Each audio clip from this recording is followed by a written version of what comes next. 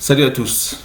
Donc maintenant, comme on l'avait expliqué sur la dernière vidéo, on va voir le WDS.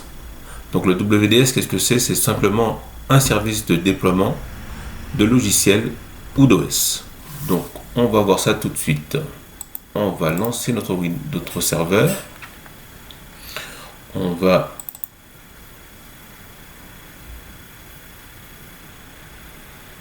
lancer, ajouter des rôles et des fonctionnalités.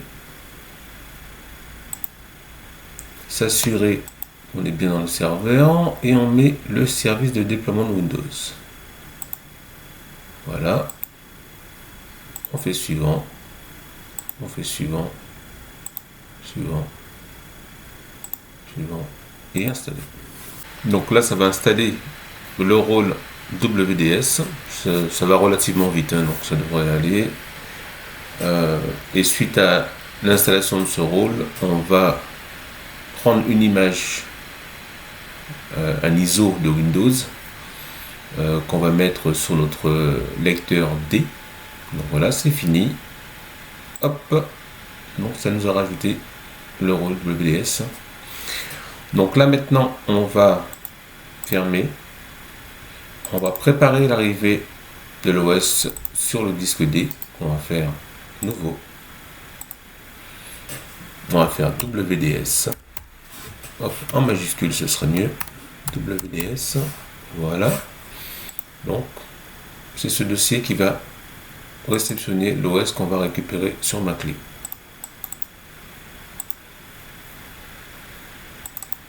Là, on fait CTRL-C copie.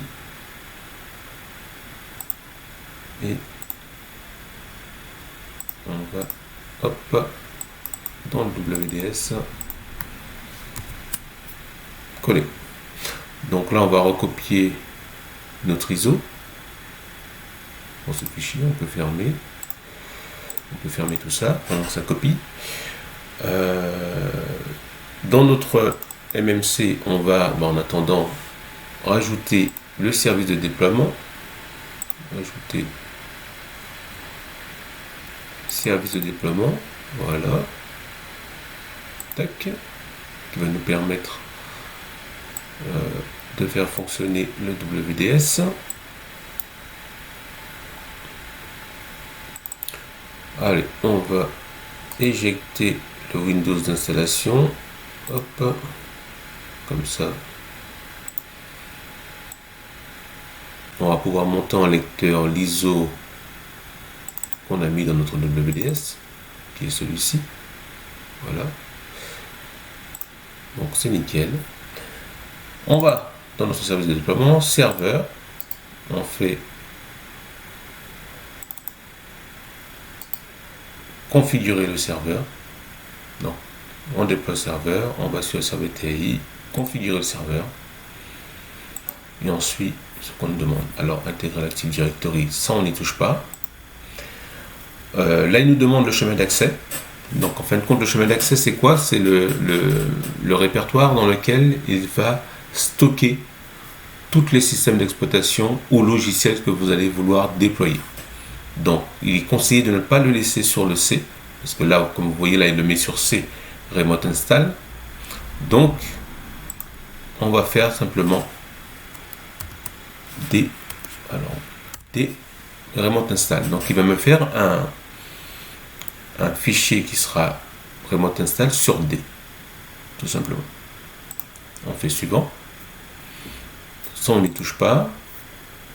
Là, il nous demande en fin de compte quelles sont les réponses qu'il va accepter. Donc, ne pas répondre à aucun ordinateur. Répondre uniquement aux ordinateurs clients connus, qui veut dire aux ordinateurs qui sont dans le domaine. Ou alors répondre à tous les ordinateurs clients et aussi inconnus. Entre parenthèses, inconnus. Donc voilà. Donc on met comme ça. Donc tout simplement, on laisse comme ça parce que là il demande exiger l'approbation pour les inconnus, pour les clients inconnus. Donc on met pas. Allez, on fait terminer. Hop. Et voilà. Donc là, comme on a monté notre image, on va pouvoir créer l'image d'installation. Donc on va dans l'image d'installation, on fait clic droit, ajouter un groupe. On va faire groupe Windows 10. Hop. Voilà. Voilà. L'emplacement. Ben, là, on va sur le lecteur en question. Donc, il était déjà dessus apparemment. Et on va dans Source. Install Vim. Et on fait suivant. On fait suivant. Suivant. Donc là, il va se préparer à charger l'image ISO dans le dossier Remote Install. Chose qu'il va faire dans un petit moment. Alors on va regarder s'il bien nous a fait notre dossier Remote Install. Voilà, vous voyez, donc il nous a fait ce dossier. Et c'est là-dedans qu'il va mettre tous les ISO qu'il va charger pour être déployé. D'où l'intérêt de le mettre sur un autre lecteur ou une autre partition de façon à ne pas charger le système. Donc là, il a bientôt fini. Terminé. Maintenant, on fait image de démarrage. On fait pareil, ajouter une image de démarrage, parcourir. Et là, on fait le boot.vim. On fait suivant. On touche à rien. On fait suivant. Et ça va nous charger le boot.vim. Voilà, terminé. Donc on retourne sur notre serveur qu'on va voir qu'il y a un point noir, donc il n'est pas démarré. Donc on fait toutes les tâches, démarrer. Et là il va démarrer le serveur de déploiement. Et donc il passe avec une petite flèche verte. Donc ça veut dire qu'il est prêt à déployer un OS. Alors on va le tester. Pour le tester, ça va être simple. On va faire une nouvelle machine. On va tout laisser par défaut. Tac, tac.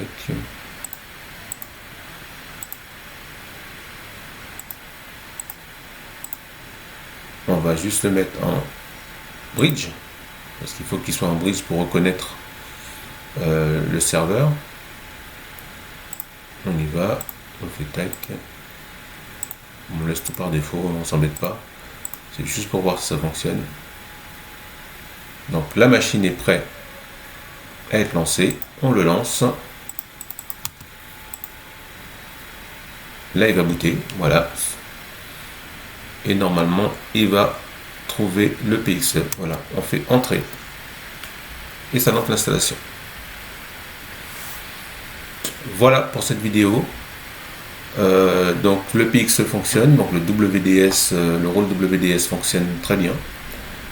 Donc la prochaine vidéo sera sur le RDS, qui va être un rôle qui va permettre de prendre en main des sessions à distance sur le serveur.